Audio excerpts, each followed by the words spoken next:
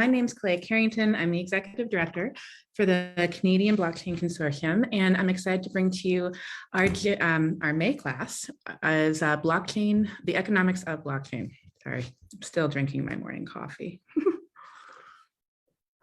All right, so we're going to go through our presentation today, and then we'll also have a little bit of time for Q&A. If you guys have any questions, please make sure to put them in the Q&A part. I know there's a chat part, but if you could have your questions specifically in the Q&A part, that would be awesome. If this is your first time joining one of our classes, welcome. If you've been here before, thank you so much for attending again. For those of you who aren't familiar with us, as the Canadian Blockchain Consortium, we've been around since about 2017 now.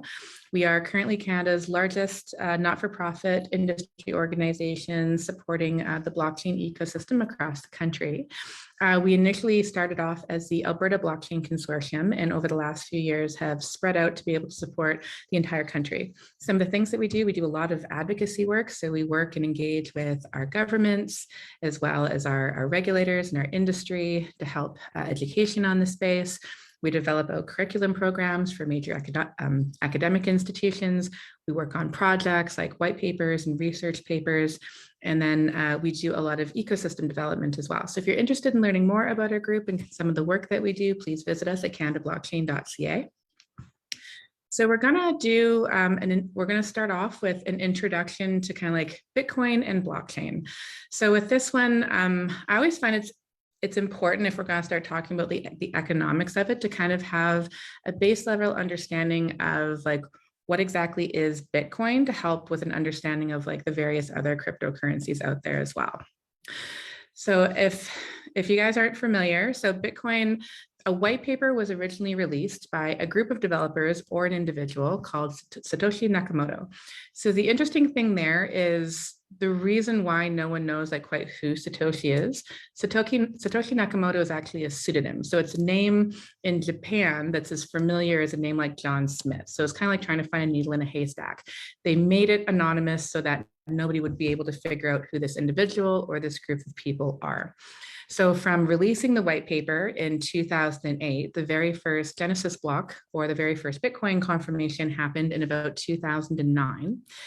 And fast track a little bit, by 2010, a little over after a year, it was created. So originally it was kind of like internet money, mainly just discussions around like cypherpunks were interested in it, because people with like myself, who wouldn't have had skills in being able to be like a cryptographer or understand how to transact in this or mine it back in the day, you wouldn't have really been able to utilize it as internet money. But one of the miners saw that there was value in this, and they wanted to see if it could be used as a medium of exchange, so a form of barter and trade.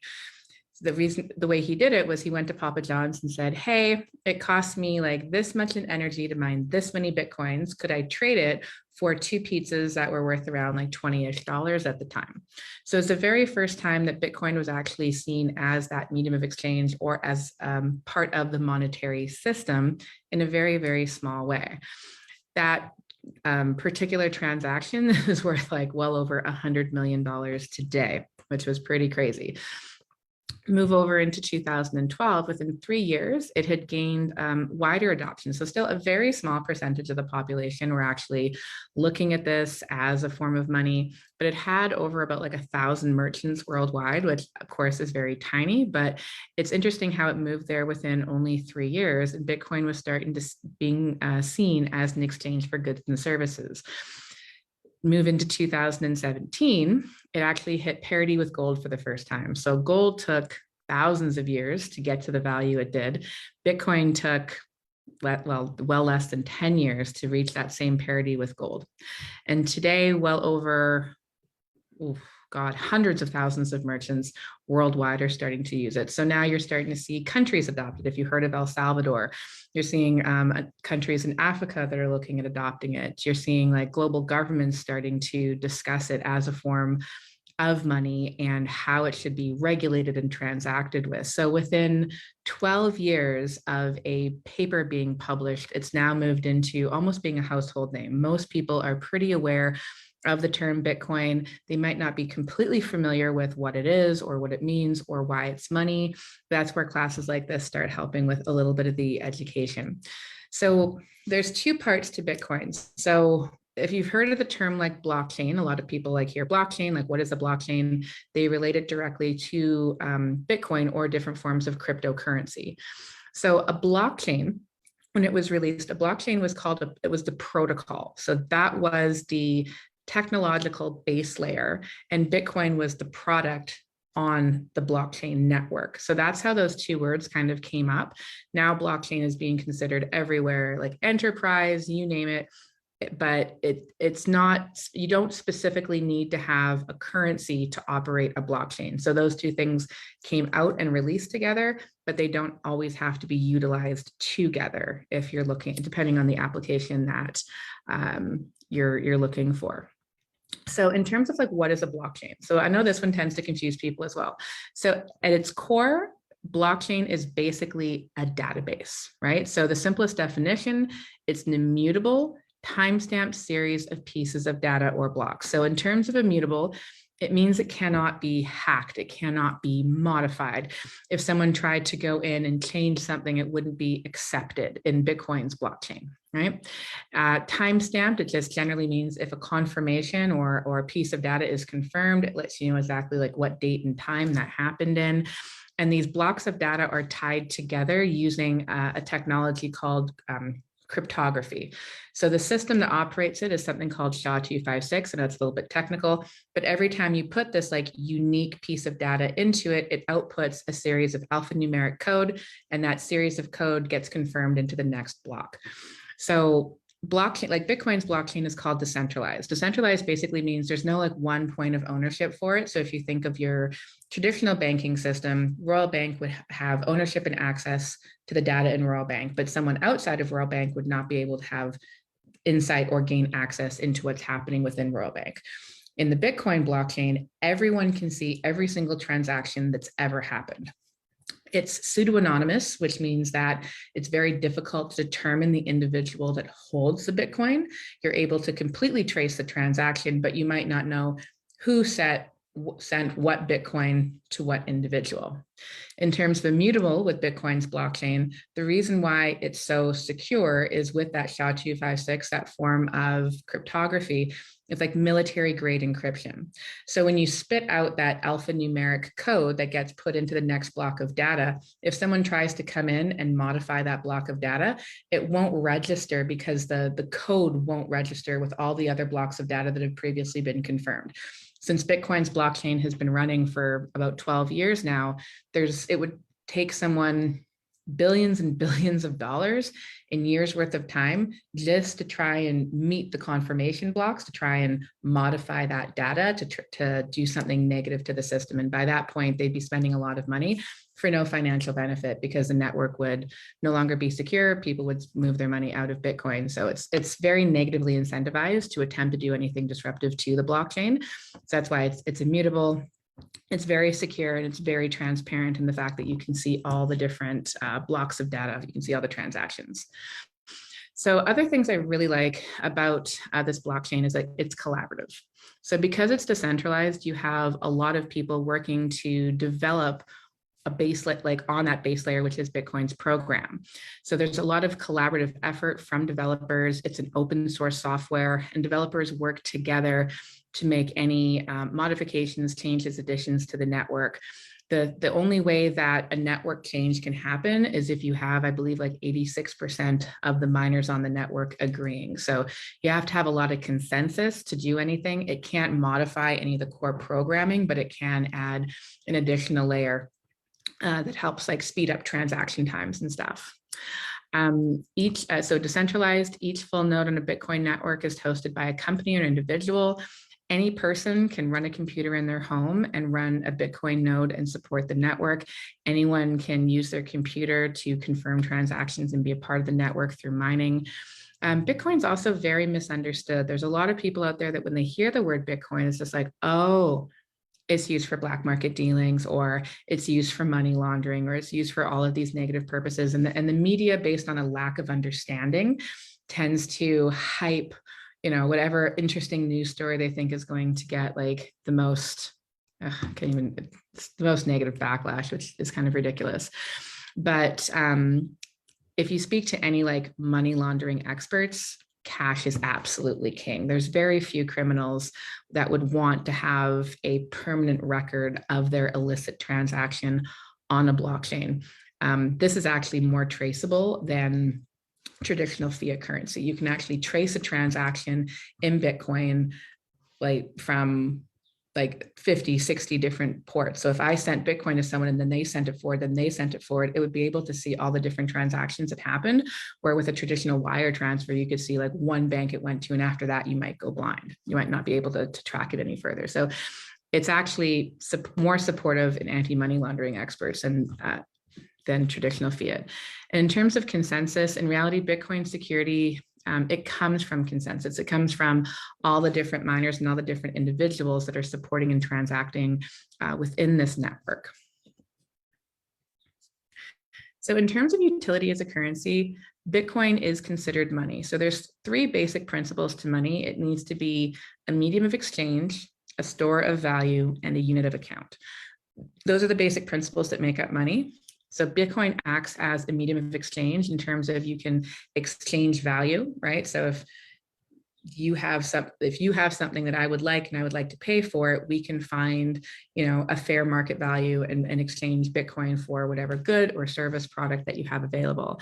In terms of a unit of account, you can account for, how many Bitcoins there are. So there's 21 million Bitcoins. It can never be altered. There can never be more than 21 million Bitcoins. The nice thing about that is it is the only form of money we've ever seen with actual known scarcity. And you don't even have to have an entire Bitcoin. The way it's broken down is you can have 1/1,000,000th of a Bitcoin. So like 0.000, I think it goes back all the way 8 decimal places. So you can spend $10 on Bitcoin, $20 on Bitcoin, or buy a whole Bitcoin. Also interesting thing, not every millionaire in the world could even own a whole Bitcoin because it's that scarce. So in terms of a store of value, it leads into that one, because as a store of value, if you're going to put your time and effort into creating a retirement plan or trying to save for your retirement, you want to know that the money that you're going to be saving is going to have value long term, right? So it's like if you're saving today for your future tomorrow, you want to at least know, how much you're going to need to save and where the value of that money is going to go and what quality of life are you going to have. So Bitcoin as a store of value has been proven over time, even though, yes, I appreciate it is volatile. But in terms of volatility, it's volatile on and up. It's like it does this, but it does this all the way up. So from 2009, when it had literally no value, less than pennies on the dollar, it's now sitting at a value of I think today, close to $40,000 Canadian, dropping from a high of close to $80,000 Canadian. So you at least know that the value of your Bitcoin long-term is set to potentially increase in value. Now, the difference there is if you look at fiat currency. So if you're saving in your Canadian dollars and you've put away, say, $100,000 for your retirement, what can $100,000 buy you today? What can $100,000 buy you tomorrow? In our fiat currency system, $100,000 might not buy you a whole lot tomorrow, and that's based on inflation. So our government system follows what they call Keynesian economics. And in Keynesian economics, they believe in what they call spend theory. So the government continuously introduces more and more money into the ecosystem, believing that if they introduce more money, they're going to stimulate spend, and that's going to support and grow the economy. So I can appreciate where they get that thought process from, but then you need to look at a supply and demand ratio. So when you have a continual increase in money, but you're not continuously increasing the amount of goods that people can buy with that money, you have a supply and demand issue. You have too much money chasing too few goods, which means the cost of these goods is now going to increase over time. So in Canada, we've introduced $600 billion since COVID started. That's 80% of Canada's money in circulation. Like literally 80% of all of Canada's money has been introduced just in a very short period of time. We're in a state of pretty much hyperinflation right now. And I know they're trying to claim that it's less than 7%, which I'm not really sure how you could increase the money by 80% and only have such a small amount of inflation to go with it. But that means that if your money continuously gets produced and increased, your $100,000 in 5, 10, 15, 20 years from now is going to be worth less and less and less. You will not be able to buy as many things. An example of that one is the housing market. They say that a house is now, the average cost is about $800,000. 6 years ago, it was $400,000. The value of that home has not increased, especially if you haven't done any renovations to it. The value of your home is still the value of your home. The cost has now increased, and that's based on how much more money has been circulated into the economy. So fiat currency rates of inflation are actually taking away, it's actually stealing your retirement and your ability to save for a quality of life that you want to have in the future. The difference with Bitcoin is you cannot inflate it. You cannot add more. You can't have more than that 21 million Bitcoin. The other thing is you cannot double spend it. So where the governments will continuously introduce money and then they'll leverage that money and add debt load to that money. Bitcoin, if you have one Bitcoin, you can only send one Bitcoin, right? So if I have in fiat currency, if I don't have the money, I can just go borrow it off credit and I can send like $5. If I only had one in my account, I could borrow and send $5 to that $1. You can't do that with Bitcoin. So the value of that is Bitcoin is going to be stable in terms of its money and supply. And then if you also look at it from a supply and demand, right now, only 4% of the global population even have Bitcoin wallets. So 4%, and that's created $1 trillion market cap. If you think about how, you get 6%, 8%, 12%, it's going to only increase because the more people that want access to it, again, with supply and demand, the more people that want it, the fewer there are of the Bitcoins, the more people are willing to pay to gain access to it. So it does have that utility as a currency. It can be used as money, again, as a store of value, as a medium of exchange, and then as a unit of account. So a little bit into the history of money, because this one also helps. So if you go back to around 6000 BC, you would have had barter and trade. So that would have been like, if I had a goat and you had a couple chickens, you wanted to exchange some chickens for my goat, I would have had to have, one, wanted your chickens, and two, thought that your chickens had fair value for what I had. I also couldn't really break my goat down into pieces if I wanted to keep him as a whole goat. So if I thought that your 3 chickens were only worth a leg of my goat, you're not really going to hack off a leg of a living goat and hand that over for the chickens. So in terms of barter and trade, it's difficult because you have to have something else that someone considers valuable, and you have to try and figure out a fair exchange for that value. So this is why money coming in became valuable. So metal objects came in around 5000 BC. And by 7000 BC, it became, the Lydians became the first in the Western world to make actual coins. So coins were good because it also depended on geographic region. So if you were, copper, silver, gold, depending on what it was, because at the time there was no universal monetary system that people could transact in, it was generally within your own region, but at least it could act as that medium of exchange. So if you had chickens, and I want to buy some of your chickens, I could at least exchange it for a form of metal money that you would have considered valuable, that you could have used to go purchase something else. So most countries pretty soon started minting their own series of coins, developing out their own monetary system. And actually the way that a lot of these different countries got their name was during the gold standard. So like the British pound, right? Or like the US dollar, the ruble, the yen, all of these different forms of money at one point were all backed by gold. So you could go anywhere in the world and exchange your money for a version of their money. And the way that they would determine what the value was based on how much gold your money was worth at the time. So if it was worth like, 2 ounces, 3 ounces, however that worked, at least you could go internationally and barter and trade with your money.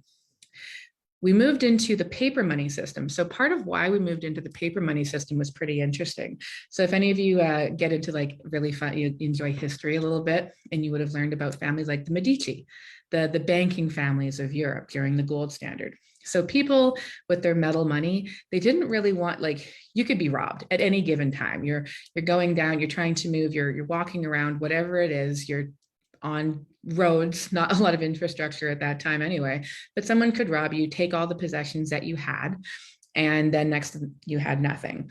So people started trying to find safe ways to store their money or to hide their money, and they started in the banking system. So families like the Medici banks would say, you'll pay a small fee, but we will keep your money safe within our vaults with our security, and ideally your money won't get robbed. What the banking family started to notice was, people didn't want to come and reclaim their gold very often. So what they were able to do is the very first time you would have seen quantitative easing would have been back in this time of the Medici families or a little bit earlier, where they would have gone, okay, so since people aren't really reclaiming their gold, we're going to find a really innovative way of making money off other people's money.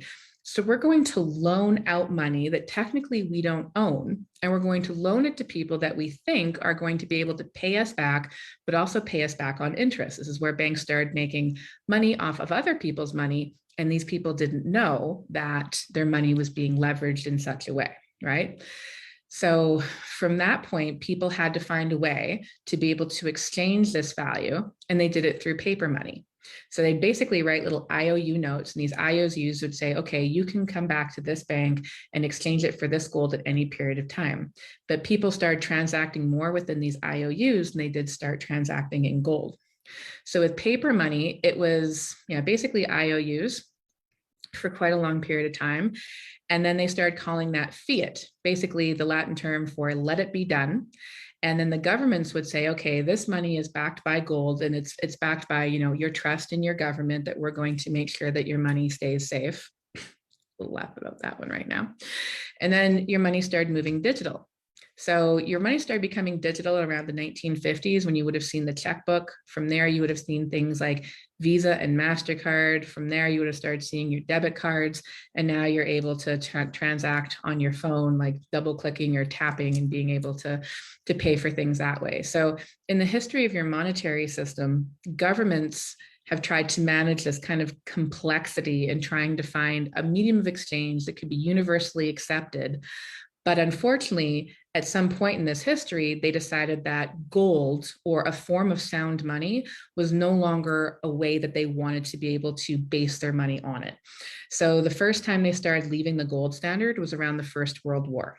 Governments couldn't produce, they didn't have enough money to be able to fully fund the war. So in America, they said, okay, we're going to take it off the gold standard. We're going to put onto the American greenback or something like that.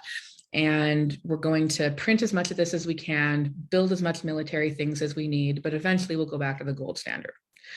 Well, by the 1960s or 70s with Nixon, they completely abolished it. And at one point in history, they said people aren't even allowed to hold their own gold anymore. The government completely recalled it and said, you now have no choice but to transact in our fiat currency system. The danger there is the debasement of the currency. So since the 1950s, the American dollar has lost almost 95% of its value. And it's done that because the American governments and Canadian governments and global governments have non-stopped producing more and more money. The danger now that the money is digital and they no longer have to print the money because there's a hard cost to printing it, they can produce as much as they want. Currently, the Bank of Canada is producing $3 billion a week for the Canadian government to borrow. So as the Canadian government borrows this money, it basically means that the Canadian taxpayers have to repay this money that the government has borrowed on our behalf, which means at this rate, the debt to equity ratio in Canada is egregious. With a gold standard, you couldn't have done that. You couldn't have spent more gold than you had in your coffers. But in a fiat currency standard, we can now sit in 385 times our debt to our gross domestic product. Our GDP is what they base our monetary value off of right now. So just think about that one for a second. The debt load in Canada between government debt, corporate debt, and personal debt is 385 times the amount that Canada basically brings in, or gross domestic product basically brings in. That is an insane amount of debt for any country to currently hold. So there's a lot of dangers in transacting in a digital currency system. And now governments want to move into a central bank digital currency, abolish paper money, and make it very, very simple for them to continuously print out and debase your currency. So how are you going to save for your future when you don't know what the future of your money is going to be worth? So that's one of the reasons why Bitcoin actually came out. So when Bitcoin came out in 2008 with the white paper, it was actually a response to the 2008 housing crisis.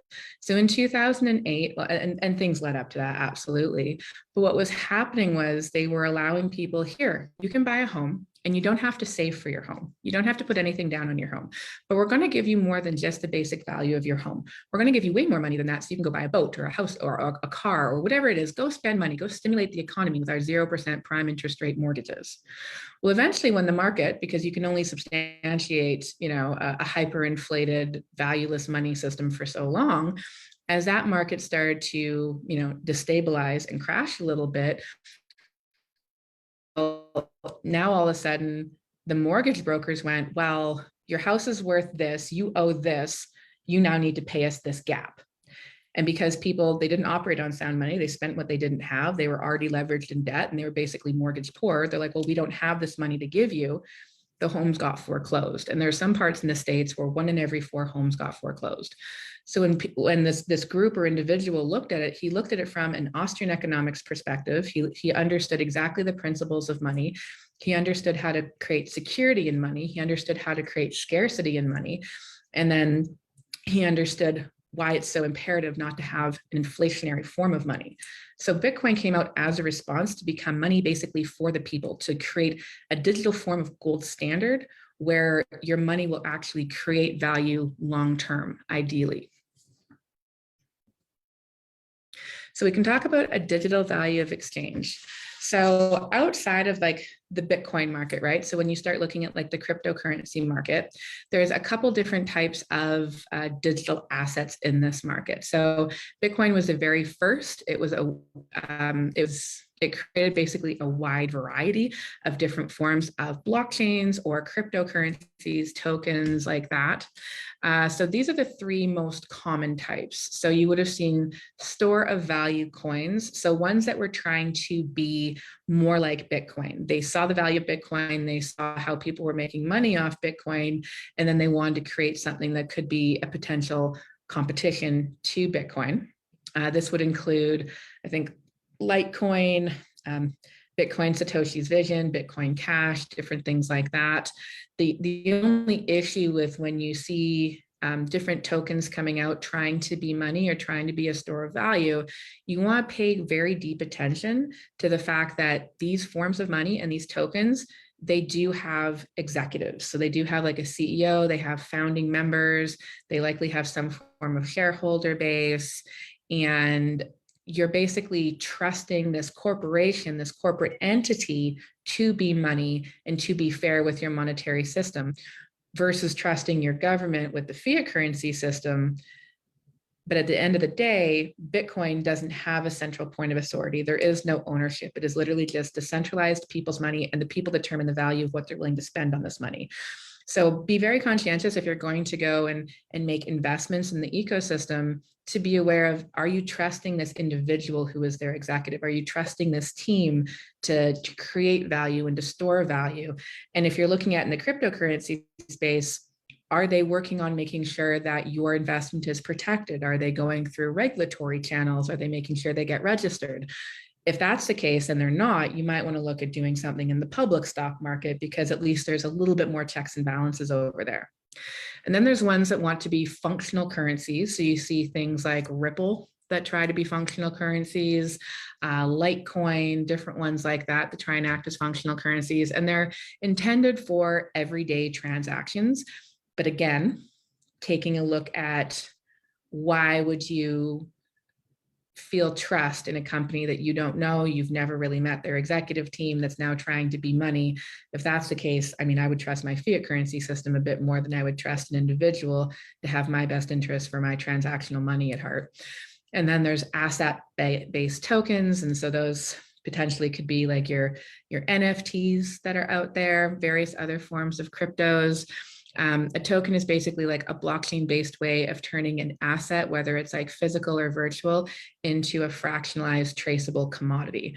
So I'm not the biggest fan of like NFTs that don't really have a real world value associated to it, because it's very, very highly speculative. But ones that could be valuable to tokenize, let's just say real estate. If the housing market is now like doubled in the cost in the last 4-6 years, it's going to be very difficult for our younger generation to gain access to home ownership. But if you took a home and you tokenize that home and create a fractionalized ownership of that home, then individuals could get access or invest in a house without having to buy the entire house, and also create better liquidity that way as well. So there are ways that, a real world asset can be tokenized. It doesn't mean you'll get access to live in that house if you buy a small share within that home, but at least it allows you, if the value of the price of the home increases and you're able to liquidate, you can make money off a tangible asset. Because right now homes are pretty liquid.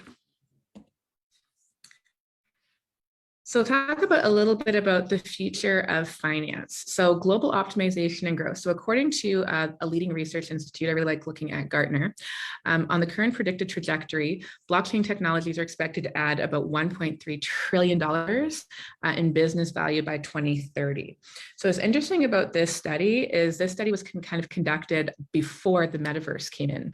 So now if you're hearing about terms like Web3, a lot of people are talking about, oh, Web3. Web3 is basically like an encompassment of discussing blockchain, metaverse, DAOs, NFTs, kind of under a bit of an umbrella, similar to words like IoT. People are like, what is IoT? IoT is like the Internet of Things. It's such a broad term that there's no like real direct kind of, asset associated to it. But the metaverse is expected to introduce almost $3.6 trillion in business value by 2030. So this new industry or new asset class is expected to explode in business value. That just those numbers alone also kind of show you that there is so much money floating in the ecosystem right now, trying to find a home based on how much money the governments have produced recently. So it is it's an interesting situation. So the report was titled How to Position Blockchain Platforms to Increase Adoption. So with this one, they were looking pretty much more at that enterprise level of blockchain, how it's going to be able to work in different economic spheres, the financial service space, manufacturing. So the predicted savings in finance. So in terms of securitization, they saw about 3 trillion in securitized markets. So blockchain has potential to have or to save 30 billion annually.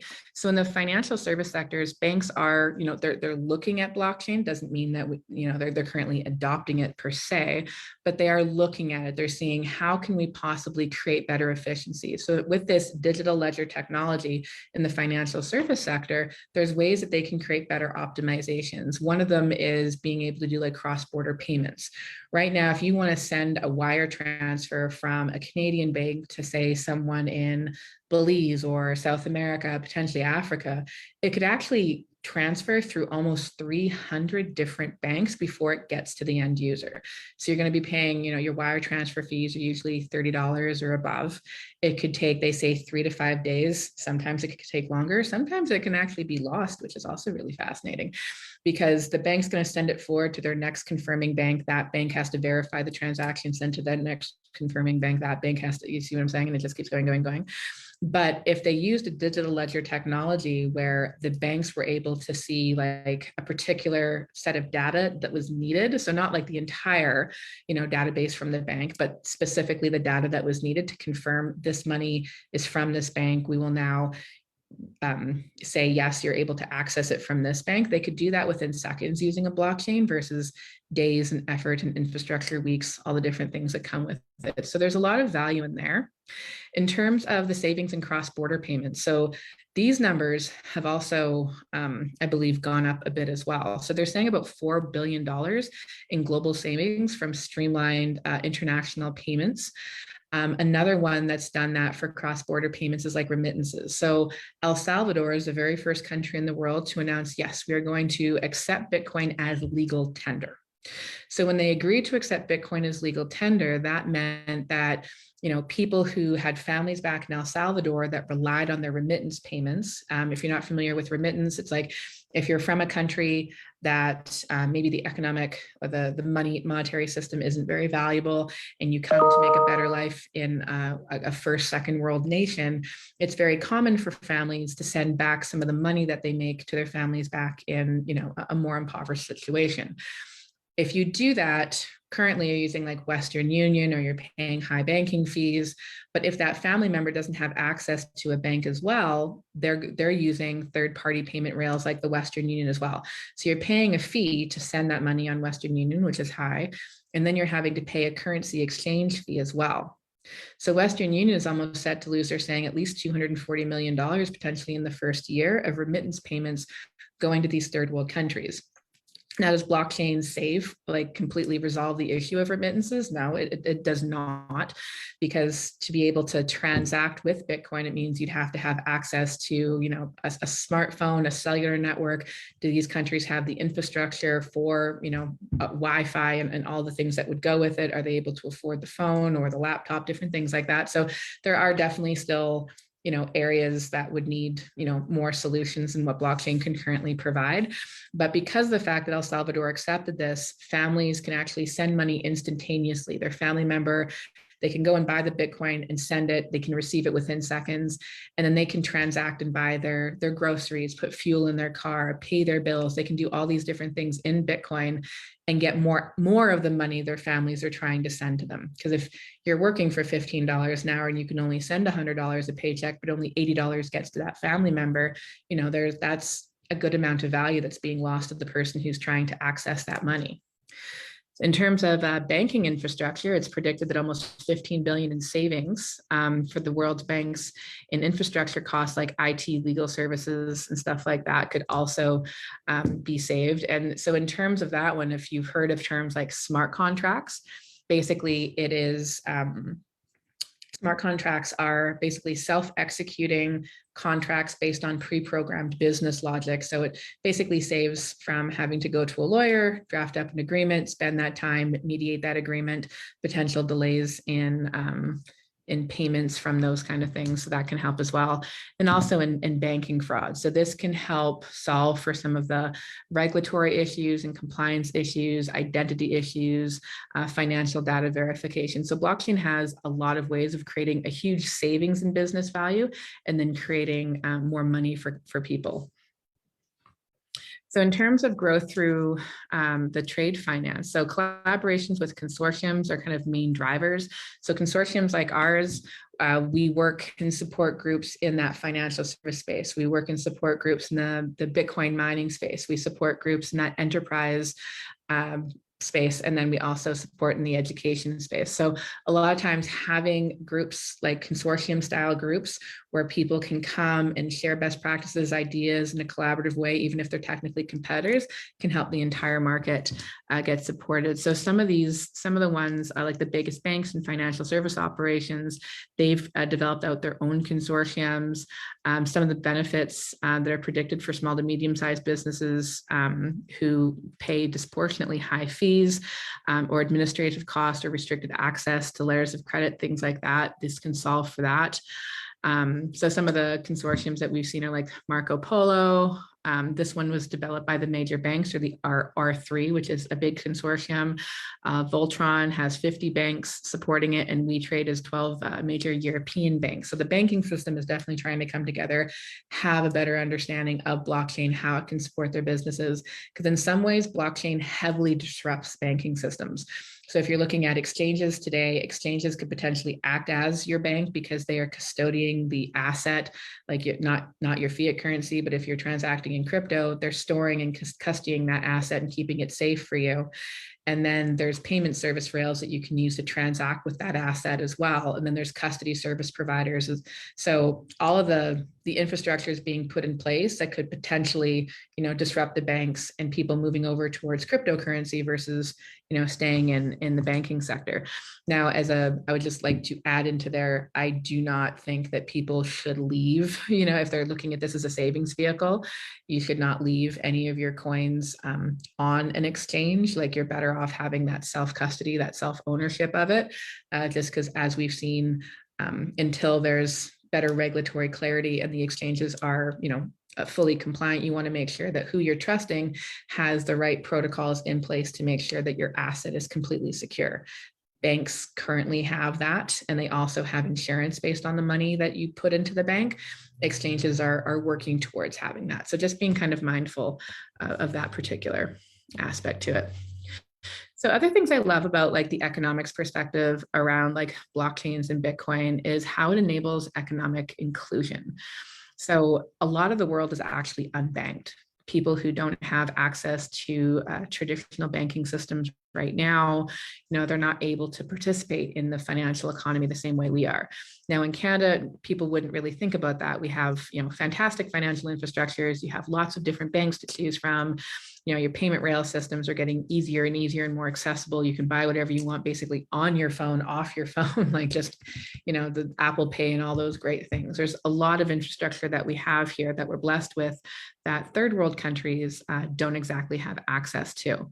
So in like third world areas, having the accessibility or decentralized blockchains for banking is really an amazing opportunity. So to give an example of how blockchains can solve for this on the enterprise side as well as the financial service side. So there's places in the world where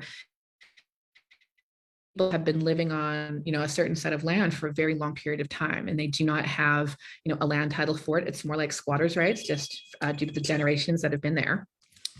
And because they can't prove ownership of the land, if someone came in and said, oh, I want this land, they kick you off, they have no actual recourse for it. And then because they also don't have, proof of ownership to the land, they can't gain access to things like a loan that could, or like a micro loan that could help them start their own business, or just basically most people can get loans off their house, or being able to like purchase a car and leveraging, the asset you have, which is the land. So there's some cases where blockchain has actually been able to speed up confirmations of land titles in these third world countries, so that the people who've been sitting on this land now have a level of security that they can prove a title to it, and now they can participate in traditional banking sector. So that's really exciting. Another one is the self-sovereignty. So they have things like secure digital identities, having more control over your data. Right now, data is one of the largest profitable things. If you have a lot of data, people will pay money for that data. And right now, Google makes money off of you. A lot of different organizations that store your data make money off of you. So if you have a way of being able to own and control your personal data, if you choose to sell that data, that's completely up to you. And then in terms of affordability, blockchain has a very low cost for digital infrastructure. So it reduces payment costs and things like that. So again, if you're looking at, say, sending money internationally utilizing a blockchain, and there are various different cryptocurrencies you can send this with. Some have higher transactional fees, some have like next to nothing in terms of transactional fees. So it does create a lot more affordability than trying to send like wire transfers and different forms of transfers that way. So we have talked about this one a little bit already in terms of streamlining remittances, because for a lot of countries, this is actually a major source of income. And of course, we've talked about family members come from around the world to make this money and be able to send it back to their families. So there was in the Philippines, it became a real world test case for the availability of blockchain technology to make remittance less expensive and more efficient. And an exchange has been operating for the last 7 years now that's been proving that out and allowing people to send money back at very reasonable rates. So Coins.Philippines basically utilized an innovative business model where the exchange converts remittances directly into cryptocurrencies like Bitcoin and converts them to be withdrawn in the recipient's fiat of their choice. So basically removing the need for expensive intermediaries, basically removing the need for banks in situations like that. All right, so we have time for Q&A, and I see we do have a question. From your perspective, what is the barriers cryptocurrencies face for acceptance as currencies by governments? Also, what are the top criteria for a coin should meet for it to be considered suitable to be used as a functional currency store of value? NFTs, what are the oh, that's a lot of questions. Okay, so for this one, we'll start with the first one. So barriers to it being adopted by countries. So this one's a bit interesting to dive into. In El Salvador, their money doesn't have a lot of value. And the reason why their money didn't have a lot of value is because previous countries before, their governments just kept printing more money. They want to buy more things. They didn't have, enough money to do it. So they just introduced more and more money into the supply. So part of it was a control piece there, the ability to consistently like inflate their currency systems. And the more governments have done that, the more, of course, they've devalued the currency. And where El Salvador was looking at, they wanted to go, okay, we want to be able to get like banking access to all of our people, and cryptocurrencies gave them the opportunity to do so. And they also saw the long-term economic value or potential value that something like Bitcoin could bring. So smaller countries that have the ability to move quicker probably would see less of a hindrance. Larger countries, there's a transparency that would come with it. Like if they are going to adopt Bitcoin as that form of currency, there's a concern that they won't be able to, see what is everybody doing. Kind of like cash, if you've noticed, like less and less places accept cash, is because you can't trace where that cash came from. So if you truly want to, be anonymous, living completely cash-based, they wouldn't, like the governments wouldn't be able to know that you went to Tim Hortons and bought yourself a tea, or that you purchased that flight and flew to this, like there's a lot of different things there. So governments have a concern about being able to trace and track, people's finances or where they are, what they're doing by adopting something like this. But I think that the more regulatory clarity that they have, the more governments are willing to, at least if they don't adopt it as like a currency, at least hold it as a reserve currency. For Bitcoin particularly, it could be like a global reserve currency, which means governments would put back their money again, buy a digital form of gold, or heck, even if it's not Bitcoin, just back it by gold, back it by something that has value to ensure that their people's money actually maintains value long-term. So we're definitely a ways away from seeing like the first world countries for their governments to be willing to adopt it, just from the lack of control it would bring. And then the lack of printing press they'd be able to have on their current currency system from that. And then for a coin to criteria to function as money, as a functional currency store of value. Okay, so one, an NFT is absolutely not money. Like at no point is that money. It will never be money. It's like this token should technically be a utility, but most of them are actually securities or illegal securities. There's a thing called a Howey test they use to determine that. When it comes to an NFT, some of them are basing it by art. So it's, go buy my digital piece of art, and then hopefully it increases in value.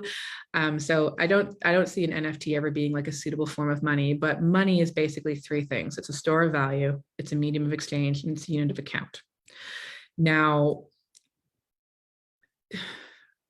a lot of cryptocurrencies out there try to act as those three things. And if you're looking at a crypto and it's like something like Ripple, and a lot of people have heard of Ripple and they're like, oh, we could use this as money. Maybe the banks are looking at using it as money. I don't think there's a single bank that's going to actually say like Ripple is now our form of money, but I mean, anything could happen in this world. But those are the three main principles for it.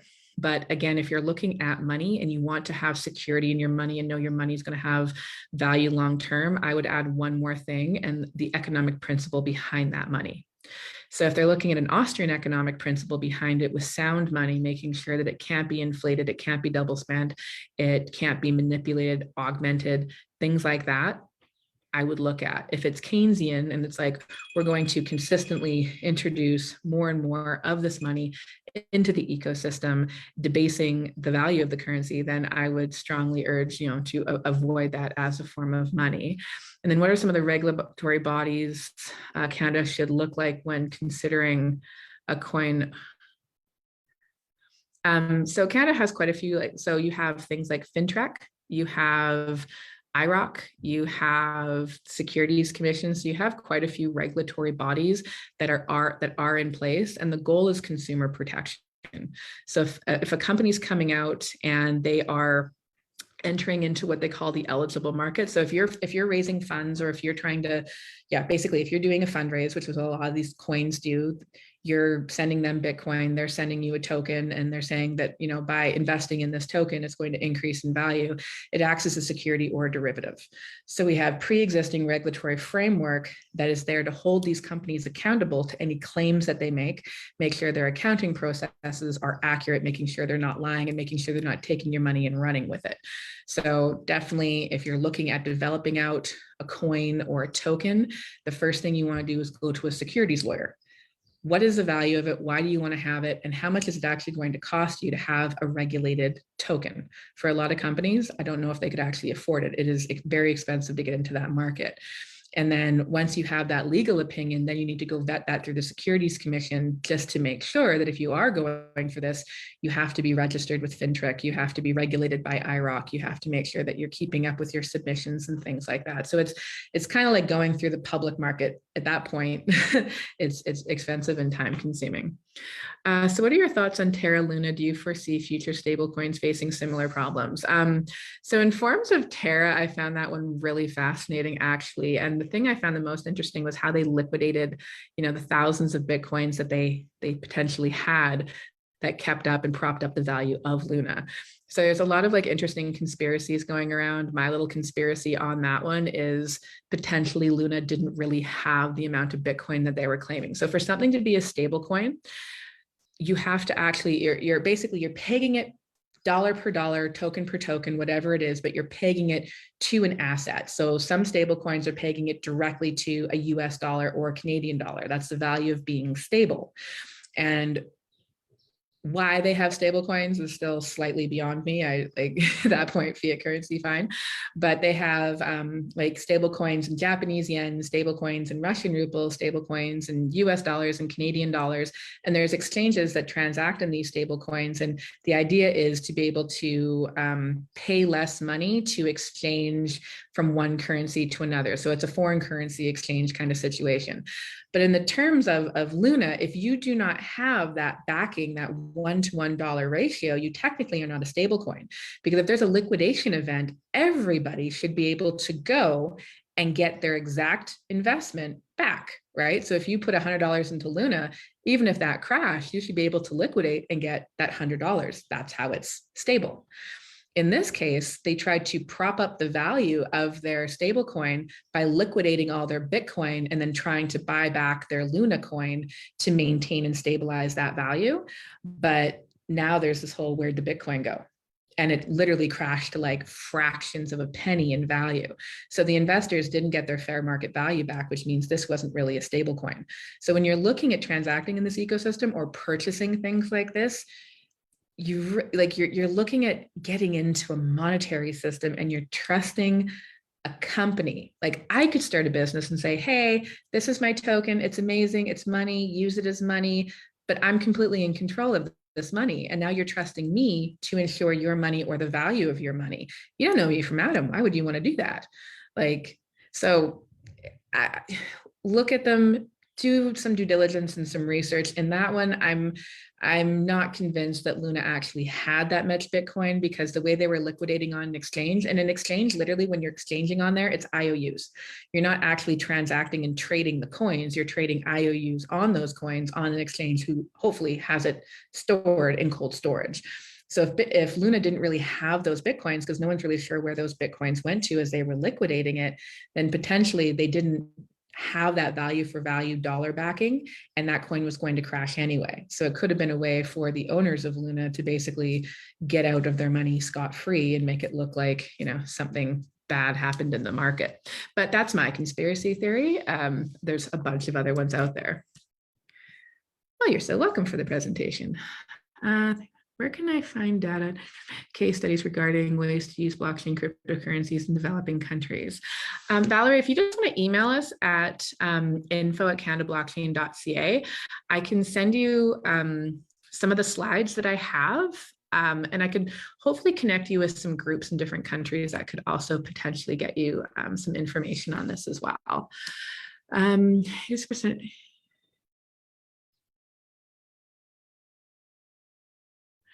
Oh, okay. So when I mentioned the 86%,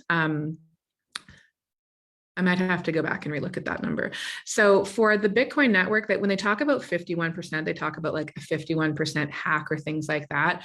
You do need the majority of the network. So, sorry, 86%, I'd have to go back and verify. But in other words, you need the majority of the nodes or the people controlling the nodes on the network to agree to make any changes on the network. So that's part of the consensus mechanism of being decentralized.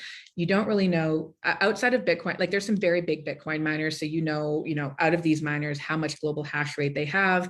Their hash rate basically determines how much of the network they're able to control. And based on that, you can kind of determine like who is, the most supportive in the network. But if you can't get the majority, and it's really hard to get the majority of anyone to agree, people who do not adapt to whatever changes are going to happen in the network, usually a fork splits off. So Bitcoin Cash didn't agree to a change that was happening in the network. They said, this isn't the way Bitcoin is supposed to work. They took off on their fork and said, now we're called Bitcoin Cash, and this is how Bitcoin is supposed to be. And they went off with their own token. And then there was like a Bitcoin Satoshi vision. They took, the existing chain of Bitcoin. And the people who liked that vision went, oh, okay, cool. We'll modify our nodes and go that way, right? So anyone can really develop anything they want on the network. It really doesn't matter, but you need the majority. So if the majority of miners or the majority of people into Bitcoin, I don't even know what you would call it, like the actual original Bitcoin, you have to get a huge majority to be able to agree to shift that over. I think that the 86% probably came from the last time there was a big shift in the network. The amount of miners that followed that shift was probably the number I was thinking of there. What is the website? Oh, it's canadablockchain.ca is the website. Why is it taking the US longer to adopt an actual Bitcoin ETF? Sorry. That's a really good question. We work with a few groups out in America, some different kind of like lobby groups. In terms of that one, it's a very, very slow regulatory process. It's actually, they're shocked that the fact that Canada was able to get this one through. The first ETF that happened in Canada, actually, I think it was like 3IQ, was it 3IQ with Fred Pye, when he was launching that one. And it was literally like a major court case, a battle they had to fight specifically with the Ontario Securities Commission to be allowed to have this. And the Securities Commission was fighting really, really hard to not allow for it because because Bitcoin it's not very well understood, right? There's a lot, and when you don't understand something, there tends to be like potentially a fear that comes from a lack of understanding and wanting to stop. So for that one, I think it was hilarious. Some of the evidence that they put forward to like disallow for this ETF was like random tweets from anonymous people on Twitter. It was actually a really weak court case. So 3IQ won the court case against the Securities Commission and was allowed to start the ETF, but they still have a difficult time because all the major banks, like you should be able to call your broker and say, hi, I want you to buy me so much stock in this because it's fully regulated, and you can't. The banks are still disallowing for their brokers to be able to allow you to get access to it. So it's probably just the same in the States. It's just that lack of understanding, lack of regulatory clarity, and the banks not being willing to bank a lot of the Bitcoin companies. That is one of the biggest issues, I think, in the space today, outside of regulatory clarity, is just lack of being able to get access to banking. On the Luna fiasco, could you offer some insight as to why it impacted other crypto markets as a whole so strongly despite, okay. So, like a rising tide floats all boats, so the same on the opposite end. So if that was a major kind of blow. So sometimes like if you look, sorry, how do you go this? Traditional tech stock market, you're seeing that go down. So the Luna fiasco was a very similar time frame. Also, as the stock markets in technology in the fiat currency world, they were going down. So as stock markets, start to crash, people start cashing out of everything because they see a destabilization in the market.